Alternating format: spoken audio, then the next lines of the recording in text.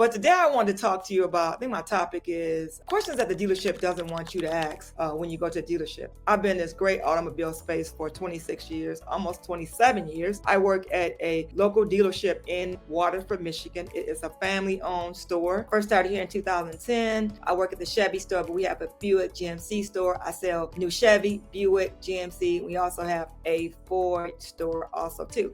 And we have about 500 vehicles in stock between all three dealerships. So it does. You can live in another state. I can sell you a car if you live in another state. You just don't have to be in Michigan. You can be anywhere in the state. I can sell you a vehicle. Now there may be some parameters with that, but I can help you.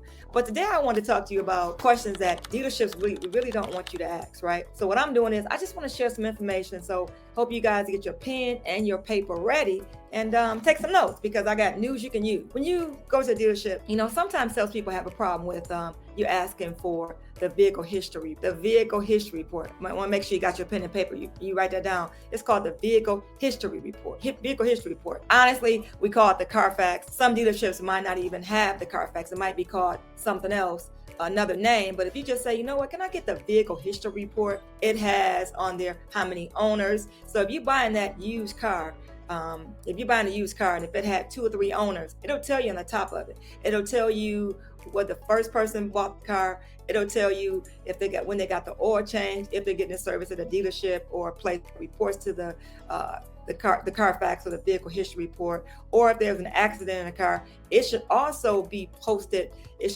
should be on the vehicle history report, which we call the Carfax. And then also if there is frame damage. If there is frame damage on the vehicle, that'll be there too.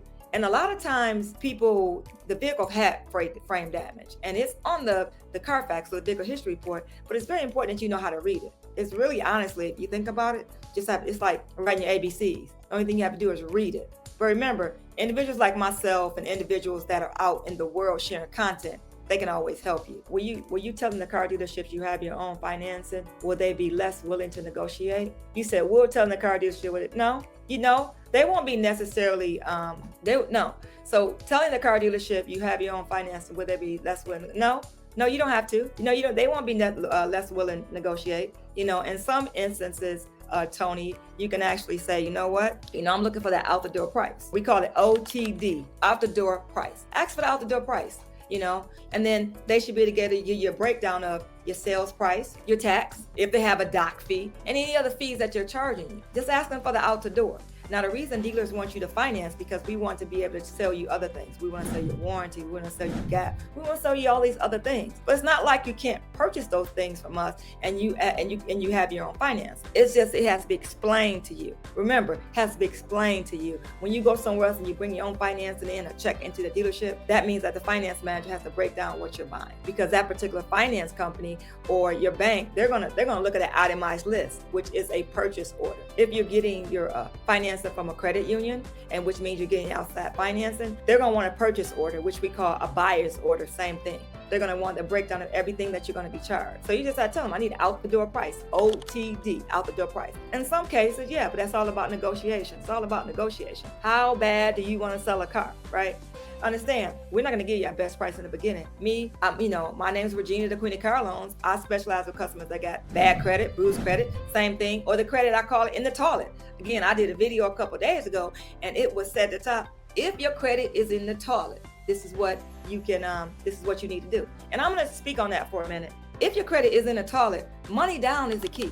Money down is the key. $500, $1,000, or $1,500 is not a lot of money down on a car. If you want to get a vehicle and they're telling you no, money down is the key. So if you got $4,000 or $5,000 down and you've been turned down before, money talk. Please don't tell me that money does not talk, because it does. I've had people with 350, 400 credit scores, 450, and they had down payment money down. Money talks. Why? It's because you're putting money down.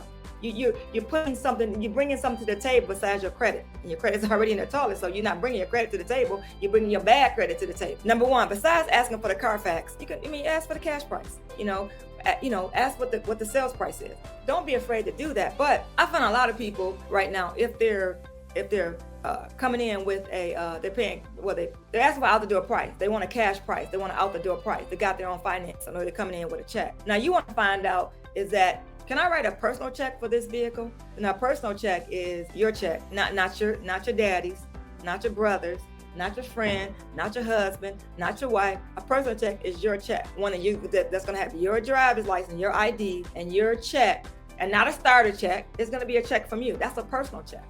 Ask the dealership, will they accept that? Now, personally, I don't always accept personal checks, right? And in some cases, dealerships do have a way of verifying that you do have the funds in your account, just to make sure. You don't write a check and then you waiting for money to come in 2 days later and you're writing a check for the car. Anyway, ask the dealership, do they accept personal checks? And also now is a lot of dealerships, I know, not even just car dealerships. I go to get my nails done, or I go buy something at the beauty supply place, and then they're charging a fee. If you spend less than $5 and you want to use your card, we're going to charge you $1. When I go get my nails done now, they charge a $1 fee. Yep, they charge you $1 fee. You know why? They want cash, right? They want cash because that's better for them. But the credit card companies, debit card companies, they're charging them to use the card. So what they're doing is they're passing the fee on to us, passing the fee on to the customer. So we're all getting charged. But also, dealerships are charging, maybe, depends on how much money you spend, they're charging maybe 2.5 or 2%, because if you spend you put a certain amount over your credit card. I know at Joe Long Hammer Chevrolet, if you spend over $2,500, we're charging you 2.5%. I think it's 2% or 2.5%. Yeah, we're charging you because the credit card company is charging us. Understand, it does cost for us to stay in business. You may come to the dealership to buy a car. You may not buy a car from us, but it's costing us to have the lights on. It's lights on the dealership stay on 24 hours a day. So it costs. The other thing what you want to ask is, how long has that car been on the lot? How long has that car been on the lot? Has it been on... It's a used car. How long has a used car been on the lot? And if they don't know the answer, then you need to go tell them to get the answer. The longer that used car has been on the lot, the faster we should want to get rid of it. We want to get rid of cars that's been on our lot 90 days. So if cars been on the lot for 90 days, we're really trying to get rid of it. Actually 60, we're trying to get rid of it. So that's when you start to negotiate. And then don't come to the dealership looking to negotiate a price and you want to be in there 10 minutes or out. You're going to be 10 minutes in and out. All right, I got to go. Where you got to go? If you want to negotiate, what? There's no in and out. There's no in and out at dealership, especially when you're trying to look to negotiate. So take your time, bring you some coffee, get you some water, get you a beer. No, just kidding. And just spend some time when it comes to negotiate. A lot of times people are buying cars. People are negotiating over the phone. People are negotiating through email. To me, yeah, you can do that, right? But you gotta have serious negotiation skills to do that. Get your phone out. Do this. I'm being very clear. Get your phone out and get a free copy of my ebook. It's free. Navigating Auto Loans with Bad Credit. Scan it, get it for free. Put ebook 50 in. Only thing you gotta put is your name, your email address, and it's in English. It's in Spanish. You can download it. You can read it, or you can get the audio. All right. Thank you.